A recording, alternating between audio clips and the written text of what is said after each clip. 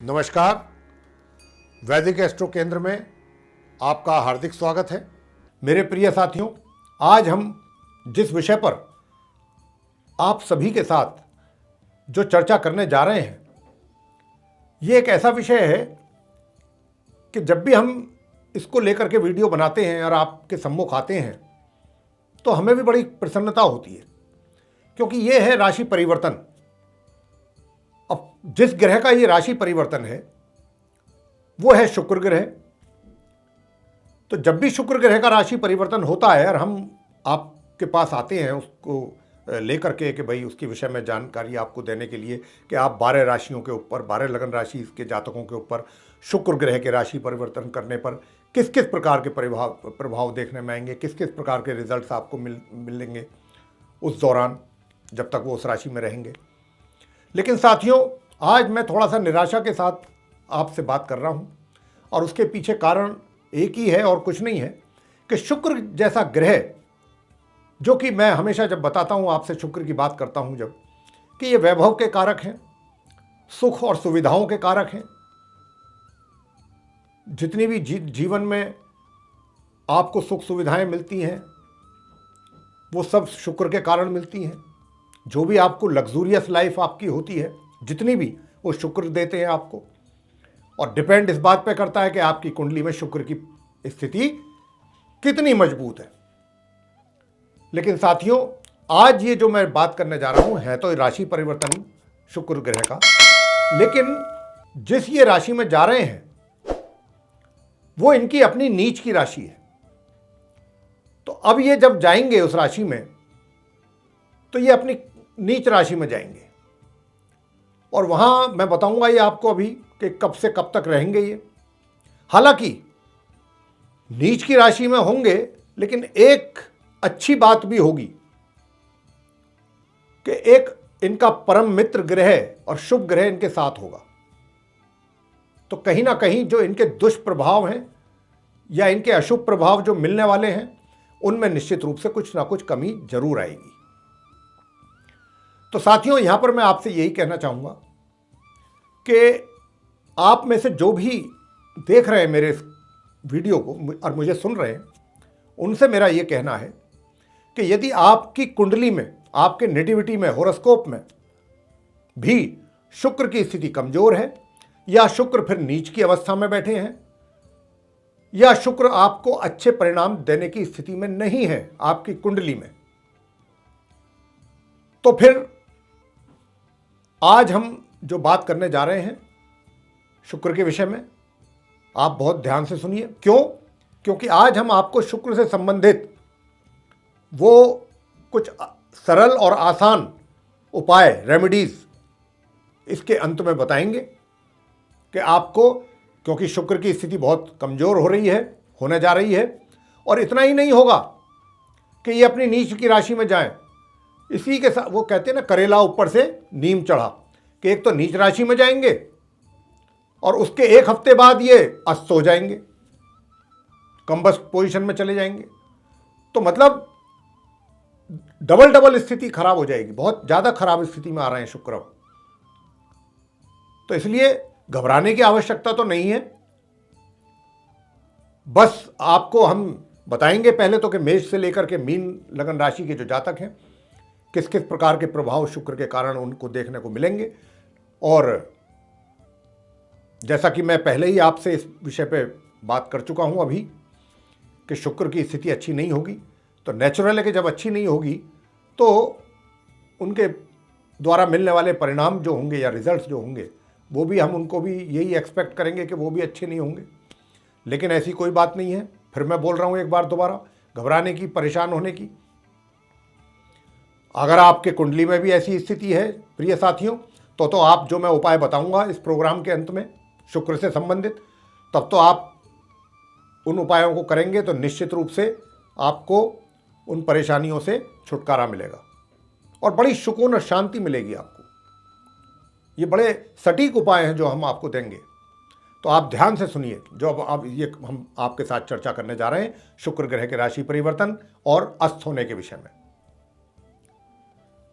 अस्त का मतलब भी आपको बता देते हैं संक्षेप में। अस्त का मतलब ये होता है, देखिए अस्त किसको कहते हैं? जैसे हम बोलते नहीं है कि सूर्यदेव अस्त होंगे, अस्त कब होते हैं? शाम को जब छिप जाते हैं, वो दिखाई नहीं देते।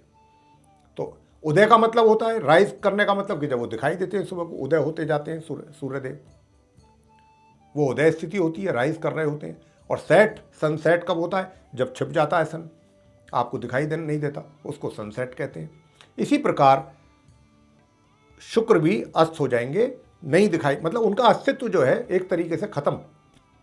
तो जब अस्त ग्रह कोई भी होता है तो उसके परिणाम अच्छे नहीं होते हैं।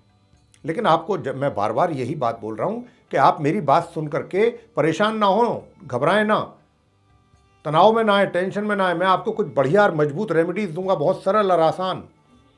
आप करेंगे तो आप खुद कहेंगे कि भाई कोई दिक्कत नहीं हुई, बहुत आराम से समय निकला। तो इसलिए आप मेरी चर्चा जो मैं अब करने जा रहा हूं उसको ध्यान से सुने।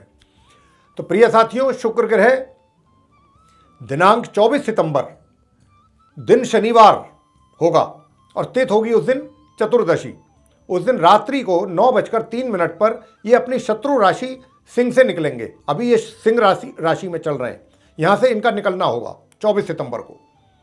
और ये अपनी मित्र और नीच राशि कन्या में प्रवेश करेंगे और फिर ये इस राशि में 18 अक्टूबर सन 2022 तक बने रहेंगे। यानी कि 24 सितंबर से लेके 18 अक्टूबर 2022 तक ये अपनी नीच राशि में बने रहेंगे। कह सकते हैं कि लगभग 1 महीना 6 दिन कम, 1 महीने में 24-25 दिन रहेंगे ये।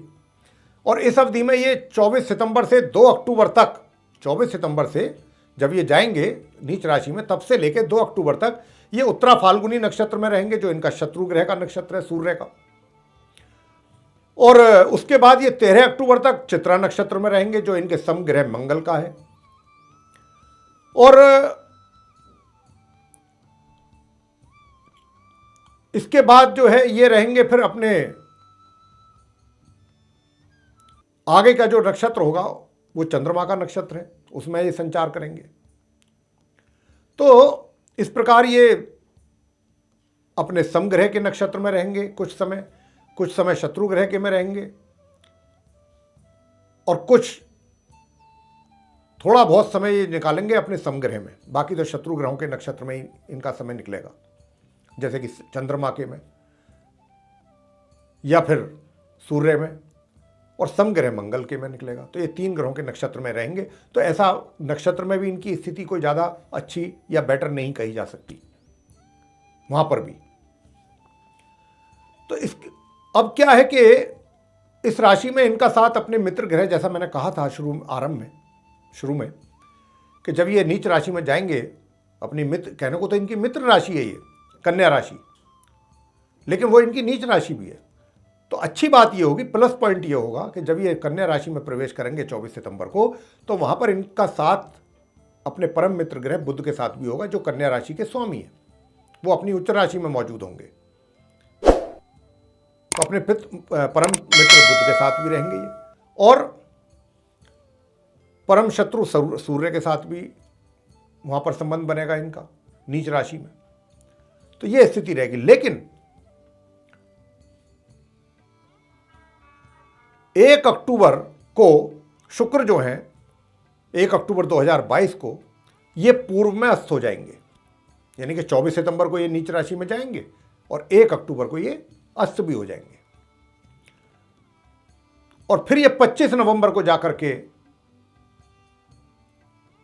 उदय होंगे, 1 महीना 25 दिन बाद, काफी लंबा समय। और ये जो स्थिति होगी इनके अस्त होने की, साथियों आपको बताना चाहेंगे, इसको हम दूसरे शब्दों में यह भी बोला जाता है कि तारा डूब गया।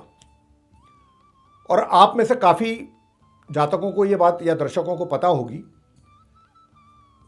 कि जब कहा जाता है कि तारा डूब गया, तो कोई शुभ कार्य बड़ा उस दौरान नहीं किया जाता, उस अवधि में, जब तक तारा डूबा रहता है। अब क्योंकि शुक्र जो है अस्त हैं, 1 महीना 25 दिन, 25 नवंबर को ये उदय होंगे, तब तारा उदय होगा। तो 1 अक्टूबर से 25 नवंबर के बीच में कोई शुभ कार्य भी नहीं किया जा सकता, जैसे विवाह है, गृह प्रवेश है, मुंडन है, और भी जितने मांगलिक कार्य हैं करने नहीं चाहिए। ऐसा कहा जाता है शास्त्रों में, करना नहीं चाहिए। करने पर अच्छे परिणाम प्राप्त नहीं होते हैं। तो प्रिय साथियों, ये स्थिति शुक्र की है। तो आइए अब, क्योंकि ये जो कार्यक्रम है पूरा लगन राशि पर आधारित है, चंद्र राशि पर आधारित नहीं है, ये तो हमने आपको अवगत करा दिया कि शुक्र जो है कब से कब तक अपनी नीच राशि में रहेंगे और कब अस्त होंगे और कब उदय होंगे। अब उनसे मिलने वाले रिजल्ट्स आप भिन्न भिन्न राशियों के जातकों को किस प्रकार के होंगे, इसकी चर्चा करते हैं। कहां कहां आपको ध्यान रखना है। सबसे पहले मेष लगन राशि के जातक यानी कि एरीज असेंडेंट बेस जो जातक हैं उनकी बात कर लेते हैं। देखिए, शुक्र जो है आपके चार्ट में छठे भाव में आएंगे 24 सितंबर को। ये उनकी नीच राशि है यहां पर छठे भाव में। अब बुध के साथ रहेंगे, सूर्य के साथ भी रहेंगे। और वैसे आपके चार्ट में ये सप्तम यानी कि 7th हाउस के लॉर्ड हैं और एक ये 2nd हाउस के लॉर्ड हैं, 2 के लॉर्ड हैं। तो प्रिय साथियों, आपसे बताना चाहूंगा कि जब ये यहां पर अपनी नीच राशि में आएंगे तो एक तो थोड़ा धन की कमी का आपको एहसास होगा, या फिर दूसरा ये भी कहा जा सकता है कि धन का संचय अगर करना चाहेंगे तो उसमें थोड़ी सी मुश्किल पेश आ सकती है। और आपके जो परिवार के सदस्य हैं, आपके जो परिजन हैं, उनके साथ भी थोड़ा सा तालमेल में कमी रहेगी। ये शुक्र के नीच राशि में आने के साथ और बाद में जब वो अस्त हो जाएंगे, और स्वास्थ्य भी थोड़ा कहीं ना कहीं आपका प्रभावित करेंगे शुक्र इस अवधि में 24 सितंबर से लेकर के और 25 नवंबर के बीच में स्वास्थ्य भी कहीं ना कहीं प्रभावित रहेगा आपका। तो ये चीजें आपको मिलने वाली हैं। वृषभ राशि की बात करते हैं। वृषभ राशि के यानी कि टॉरस साइन जो है, टॉरस असेंडेंट बेस जो जातक हैं उनकी बात करते हैं। तो वृषभ राशि के लॉर्ड तो वीनस ही हैं, शुक्र हैं। आपके लगन भाव के स्वामी हैं, दूसरा छठे भाव के स्वामी हैं, लेकिन पंचम भाव में बैठेंगे जब ये नीच अवस्था में आएंगे और अस्त होंगे। तो मैं अपने जो छात्र हैं सबसे पहले तो उनसे कहना चाहूँगा कि प्रिय छात्रों, आपको आपके रिजल्ट्स ना प्रभावित हों एजुकेशन से रिलेटेड, इस बात का आप ध्यान रखें। यूँ तो शुभता भी मिल रही है, लेकिन लापरवाही जैसी चीज़ नहीं होनी चाहिए। थोड़ी बहुत लापरवाही आपका कुछ ना कुछ नुकसान जरूर कर सकती है। यहाँ शुक्र जो हैं वो कहीं ना कहीं आपके स्वास्थ्य को भी प्रभावित कर सकते हैं, आपके रिजल्ट्स को भी प्रभावित कर सकते हैं, और आपके जो डिसीजन है, कहीं अगर आप कार्य करते हैं, किसी क्षेत्र में कार्यरत हैं, चाहे व्यापार करते हैं, रोजगार करते हैं, थोड़ा बहुत वहाँ पर भी सोच समझ करके डिसीजन लीजिएगा। वहाँ पर भी आपसे गलती हो सकती है डिसीजन फैसले लेने में। और संतान की बात करें तो संतान की ओर से भी परिणामों में थोड़े बहुत कमी माता पिता को महसूस हो सकती है। 18 अक्टूबर तक तो विशेष रूप से 24 सितंबर से लेकर 18 अक्टूबर के बीच में। अब क्योंकि ये अस्त रहेंगे और अस्त ग्रह 25 नवंबर को जाकर उदय होंगे ये, तो भी इनकी तरफ से कुछ अच्छे पॉजिटिव रिजल्ट्स की उम्मीद हम नहीं कर सकते इस क्षेत्रों में, इन क्षेत्रों में जहां हमने बात की है आपसे। और आगे बात करते हैं मिथुन लगन राशि के जातकों के विषय में, यानी कि जेमिनी असेंडेंट बेस्ड जो जातक हैं। आपके चार्ट में जो शुक्र हैं द्वादश भाव यानी कि 12th हाउस के लॉर्ड हैं और एक 5th हाउस के लॉर्ड हैं। तो साथियों, आपसे बताना चाहेंगे कि ये बैठेंगे 4th हाउस में जाके अपनी नीच राशि में 24 सितंबर से लेकर 18 अक्टूबर तक, और उसके बाद भी ये 1 अक्टूबर से अस्त हो जाएंगे 25 नवंबर तक। तो क्या होगा? सबसे पहली बात तो ये होगी कि आपके सुखों में कमी की संभावना बनेगी 18 अक्टूबर तक। 24 सितंबर से सुखों में कमी होगी, यानी कि जो सुख आप पहले से प्राप्त कर रहे हैं कहीं ना कहीं उसमें कुछ ना कुछ ज़्यादा कमी तो इसलिए नहीं होगी क्योंकि बुध भी बैठे हैं वहाँ पर, वो चीज़ों को संभाल रहे हैं, काफ़ी संभाल रहे हैं हद तक। और लेकिन थोड़ा खर्च की अधिकता रह सकती है, इसका आप ध्यान रखें। खर्च आपके नियंत्रण से बाहर जा सकता है। और अपने ससुराल पक्ष के साथ भी संबंध में थोड़ी बहुत खटास आ सकती है किसी न किसी बात को लेके।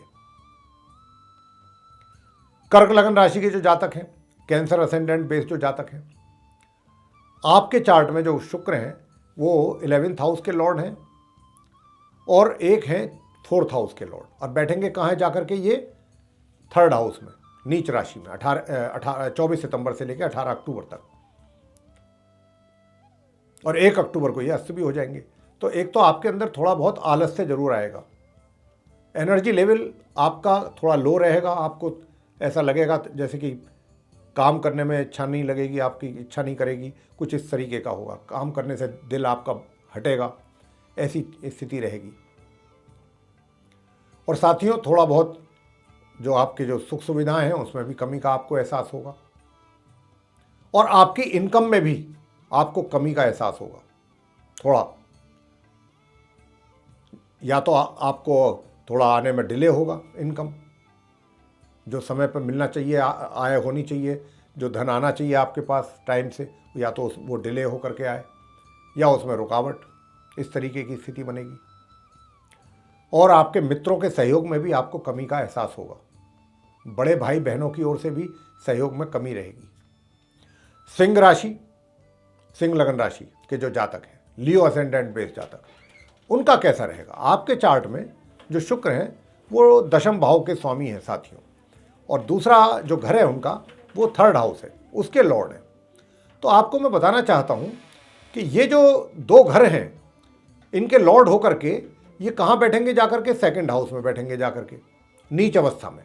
तो देखिए कहीं ना कहीं आपके परिवार के जो मेंबर्स हैं सिंह लगन राशि के, उनके साथ थोड़ा बहुत आपका वैचारिक मतभेद हो सकता है, होता तो ज़्यादा, लेकिन बुध बैठे हैं वहाँ संभालने के लिए, काफ़ी संभाल रहे हैं चीज़ों को। और जो आपका धन किया हुआ संचय है, संचय किया हुआ धन, कहीं ना कहीं उस पर भी एक तरीके से शुक्र की नज़र रहेगी कि उसमें भी कुछ कमी हो। तो ज़रा ध्यान रखें कि जो आपके द्वारा संचय किया हुआ धन है, जो सेविंग्स की हुई हैं, वो कहीं इफेक्टेड ना हो जाए, उनमें से कहीं आप पैसा ना निकाल लें, तो ये ध्यान रखिएगा। और छोटी मोटी यात्राएं अगर आप करते हैं तो वो आपके लिए लाभकारी नहीं होंगी, ये भी है। छोटे भाई बहनों का सहयोग मिलने में थोड़ा सा कमी रहेगी। और इसके अतिरिक्त सबसे बड़ी बात क्या होगी सिंह लगन राशि के जातकों के जीवन में, कि जो आपका करियर है, करियर में थोड़ी बहुत समस्याओं का सामना भी आपको करना पड़ेगा शुक्र के नीच अवस्था में जाने पर और उनके अस्त होने पर। या तो आपके लिए संघर्ष की स्थिति बढ़ जाएगी, या चैलेंजेस बढ़ जाएंगे आपके जॉब में और आपके व्यापार में, या थोड़ा बहुत बाधाओं का और समस्याओं का सामना करना पड़ सकता है, ये चीज़ें पैदा होंगी। आगे बात करेंगे कन्या लगन राशि के जो जातक हैं, विर्गो असेंडेंट बेस्ड जातक। आपके चार्ट में शुक्र जो है 2nd हाउस के लॉर्ड है, और दूसरा है वो 9वें भाव के स्वामी, 9th हाउस के लॉर्ड, भाग्य के स्वामी है। और कहाँ बैठेंगे जाकर के? ये लगन भाव में, नीच राशि में। तो साथियों मैं आपसे इतना ही कहना चाहूँगा, हालांकि इनको शुभता प्राप्त रहेगी 18 अक्टूबर तक, बुध की भी, और दूसरे भी कुछ शुभ ग्रह हैं, गुरु बृहस्पति भी हैं जिनके ये प्रभाव में रहेंगे, तो इसलिए काफ़ी कुछ चीज़ें कंट्रोल में हैं। बावजूद इसके थोड़ा बहुत, एक तो आप अपनी जो बुद्धि है वो थोड़ा सा गलत डायरेक्शन में जा सकती है, यानी कि आप रोमांटिक तो रहेंगे, रोमांटिक होना कोई बुरा बात नहीं होता, लेकिन गलत विचार दिमाग में आना वो थोड़ा गलत हो जाता है। तो ऐसे विचार भी आपके मन में आ सकते हैं गलत, अपने अपोजिट सेक्स को लेके, तो उसके लिए थोड़ा सा आप ध्यान रखिएगा। साथ ही धन जो आपके द्वारा संचय किया हुआ है, जो आपने मनी सेविंग किया है अपना, उसमें भी कमी आ सकने के चांसेस हैं। परिवार के सदस्यों के साथ भी आपके मतभेद पैदा हो सकते हैं, और आपके भाग्य में भी कहीं ना कहीं अवरोध पैदा जरूर होगा। तो आपको ऐसा लगेगा कि भाई मेरे कार्य कुछ रुक रहे हैं, कुछ समय पर बन नहीं पा रहे, वो शुक्र के ही कारण होगा। लेकिन मैं जैसा कह चुका हूँ आरंभ में, आपको किसी को परेशान होने की आवश्यकता नहीं है। हम आपको वो रेमेडीज़ देने जा रहे हैं इस राशिफल के मतलब इसके विषय में बताने के बाद, मतलब 12 राशियों की बात करने के बाद। तो आप वो सुनते रहिए, और आप उन उपायों को करेंगे तो निश्चित रूप से ये भी समस्याएं नहीं आएंगी जिनकी बात हम कर रहे हैं। आगे बात करेंगे जो तुला लगन राशि के जातक हैं, उनको शुक्र के नीच अवस्था में जाने पर, नीच राशि में जाने पर और अस्त होने पर किस प्रकार के रिजल्ट्स मिलेंगे। तो तुला राशि के लॉर्ड तो स्वयं वीनस यानी कि शुक्र हैं, और आपके चार्ट में ये लग्नेश हैं और दूसरे ये 8th हाउस के भी लॉर्ड हैं, और ये दोनों घर के लॉर्ड होकर के द्वादश भाव में ये बैठेंगे जाकर के नीच अवस्था में। और एक बात बहुत अच्छी हो रही है कि ये अस्तवस्था में भी रहेंगे 1 अक्टूबर से, नीच राशि में भी रहेंगे 18 अक्टूबर तक, 24 सितंबर से। तो ऐसी स्थिति में जो भी इनके नेगेटिव रिजल्ट्स मिलने वाले थे या मिल रहे हैं, उनमें निश्चित रूप से बुध के कारण कमी है और बृहस्पति के कारण कमी है। वो कहीं ना कहीं इस चीज़ पे ब्रेक लगा रहे हैं, नेगेटिव रिजल्ट्स पे, लेकिन फिर भी थोड़ा बहुत तो मिलना लाजमी है। तो आप तुला लगन राशि के जातकों को किस प्रकार के रिजल्ट देने जा रहे हैं शुक्रदेव 24 सितंबर से लेके और आगे तक, यानी कि 25 नवंबर तक, जब तक ये अस्त रहेंगे, और नीच राशि में रहेंगे ये 18 अक्टूबर तक। तो आपको जो रिजल्ट्स मिलेंगे साथियों, देखिए, एक तो आप से मेरा निवेदन होगा यहाँ तुला राशि वालों से, तुला लगन राशि के जातकों से, कि एक तो आप अपने खर्चों का ध्यान रखिएगा। अनाप शनाप खर्चे बहुत होंगे आपके, और ये सारे खर्चे ज़्यादातर आपके अपने ऊपर ही होंगे, बिना सोचे समझे खर्च करेंगे, अपने सजने संवरने के ऊपर करेंगे, या फिर दूसरी चीज़ों में खर्च कर सकते हैं, कुछ ऐसी चीज़ों में जिनका कोई मतलब नहीं बनता, और उसके कारण क्या होगा कि आपका बजट बिगड़ के जा पड़ेगा। ये ध्यान रखिए। अगर कोई लंबी दूर की यात्रा करेंगे, वो भी आपके लिए लाभकारी नहीं रहेगी।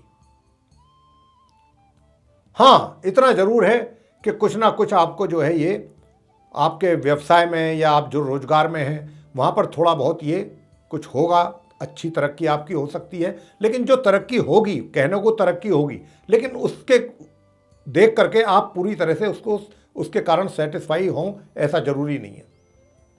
ये भी बात साथ में। तो यहाँ पर जो है इस बात का आपको ध्यान रखना है। साथ ही जो छात्र हैं, हायर एजुकेशन ले रहे हैं, वे जा सकते हैं कहीं दूर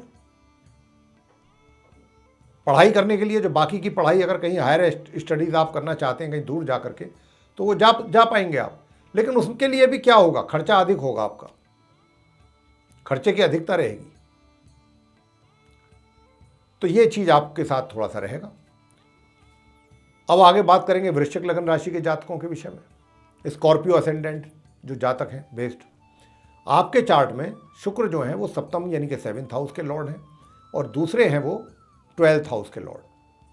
तो साथियों, मैं आपसे कहना चाहूँगा कि कहीं ना कहीं आपके मित्रों के सहयोग में कमी रहेगी आपको, यानी कि जो आप एक्सपेक्टेशन रखते हैं अपने मित्रों से सहयोग का, वो नहीं हो पाएगा।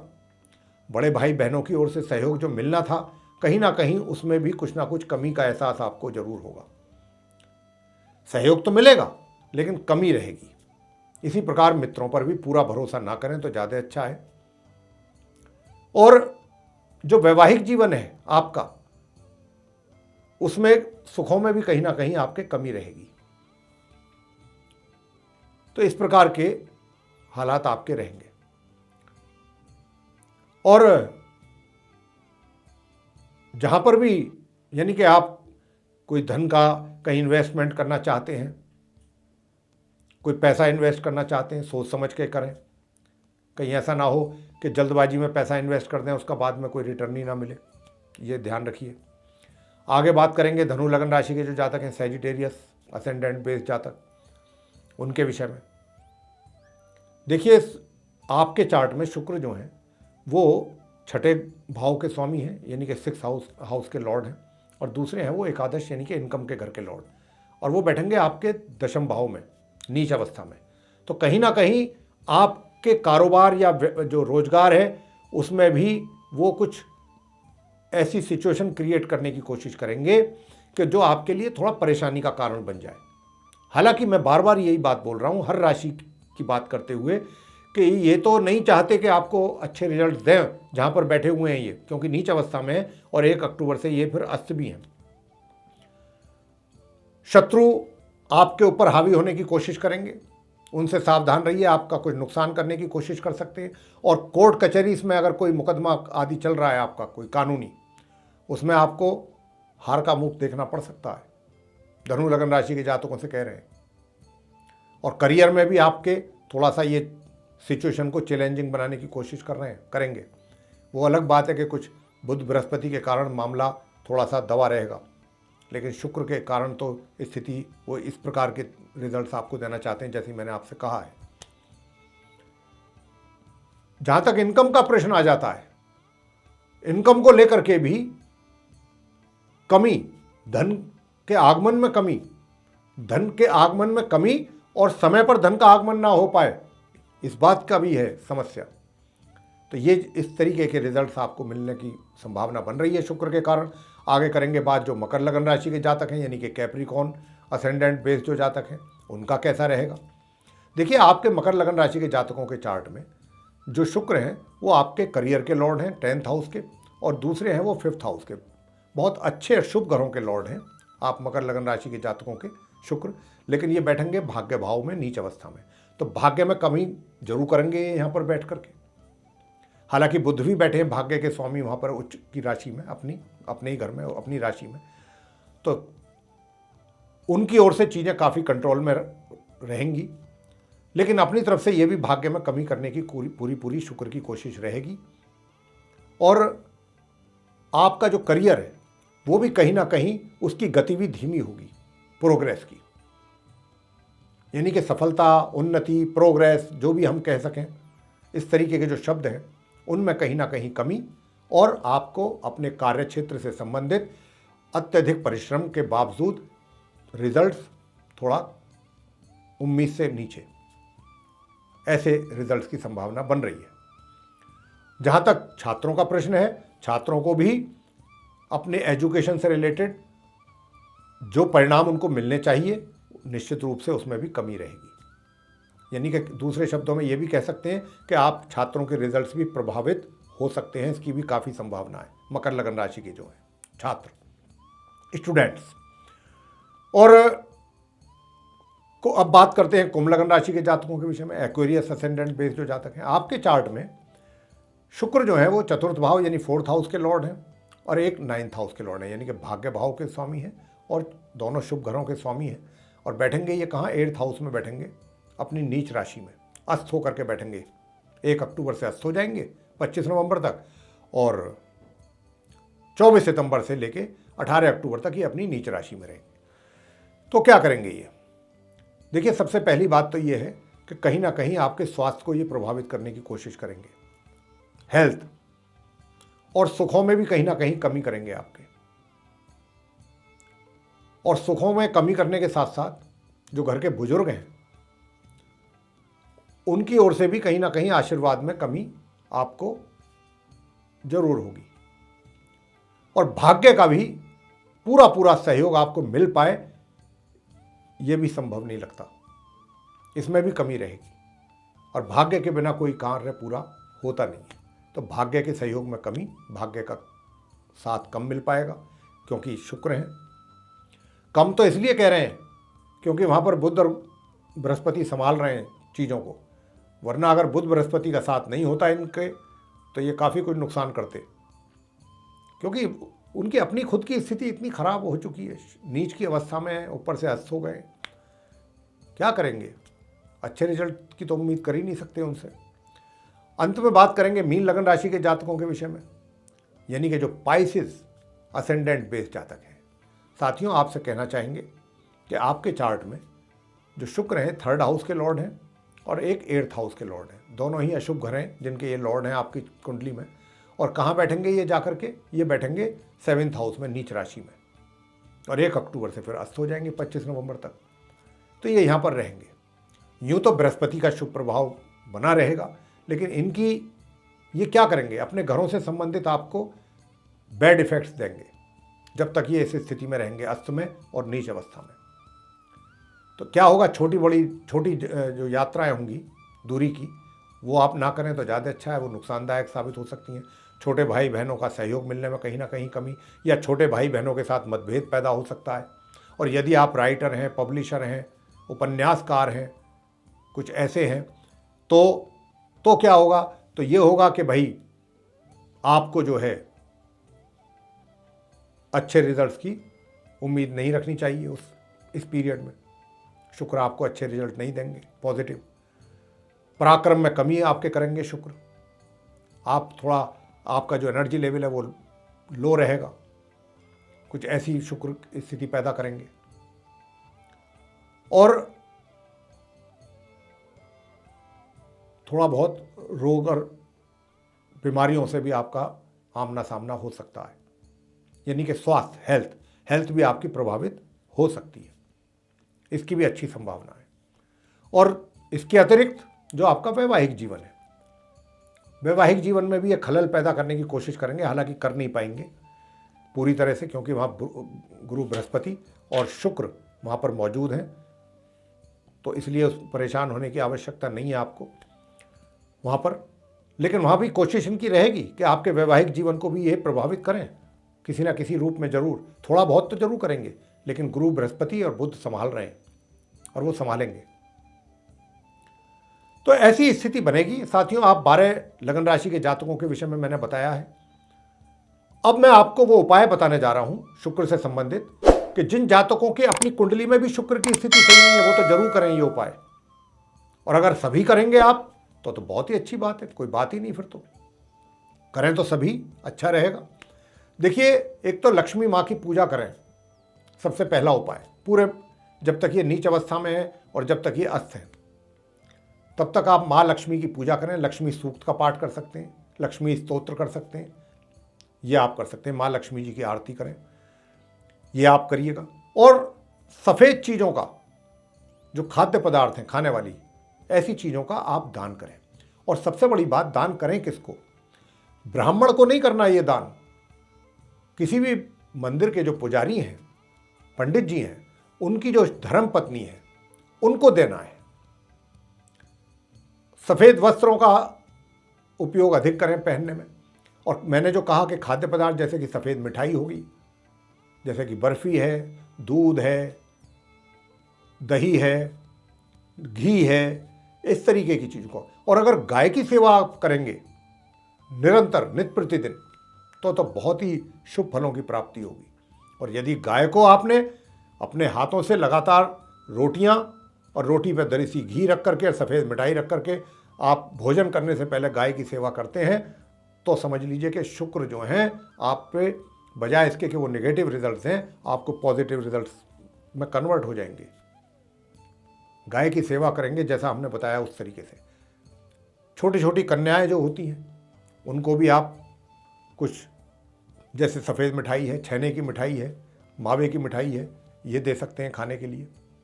तो ये उपाय करने हैं आपने, और कोई विशेष उपाय नहीं करना है। छोटे छोटे उपाय करिए। और ये आपके जो नीच के शनि हैं, क्षमा करें, शुक्र हैं, जिनके हमने बताया कि कुछ विपरीत प्रभाव, रिजल्ट्स देखने में आ सकते हैं, उनको अगर आप चाहते हैं कि दूर हो जाएं और वो आपको देखने को ना मिले इस अवधि में, तो छोटे छोटे उपाय करके आप छुटकारा पा सकते हैं। तो मेरे प्रिय साथियों, ये था शुक्र ग्रह का राशि परिवर्तन से संबंधित आप 12 राशियों पर पड़ने वाले प्रभाव, उनकी नीच राशि में जाने से और 1 अक्टूबर से अस्त होने से 25 नवंबर तक। आप शुक्रदेव का मंत्र का भी उच्चारण कर सकते हैं। ओम शू शुक्राय नमः, 1 माला या 3 माला, ये भी कर सकते हैं। तो प्रिय साथियों, ये उपायों के साथ हमने आपके साथ चर्चा की है। अगर आप इसका लाभ लेना चाहते हैं तो कीजिए ये उपाय और लीजिए इसका लाभ। आपको ये कैसा लगा प्रोग्राम, अच्छा लगा ये चर्चा शुक्रदेव को लेके, तो आप लाइक ज़रूर करें और अधिक से अधिक मात्रा में चैनल को सब्सक्राइब करें। ज़्यादा से ज़्यादा इसको शेयर करें सोशल सर्किल में अपने और फ्रेंड सर्किल में, ताकि दूसरे लोग भी इसका लाभ ले सकें। और इसके अतिरिक्त आप ये चाहते हैं कि जो भी वीडियोस हमारे बनेंगे आने वाले समय में, दिनों में, एस्ट्रोलॉजी से रिलेटेड, उनकी सभी की नोटिफिकेशन और वे सारे वीडियोस भी समय रहते सीधे आप तक पहुँचें, तो फिर ये जो आप देख रहे हैं बेल आइकन, इसको जरूर पुश करें। इसी के साथ बहुत बहुत धन्यवाद। जय माता दी।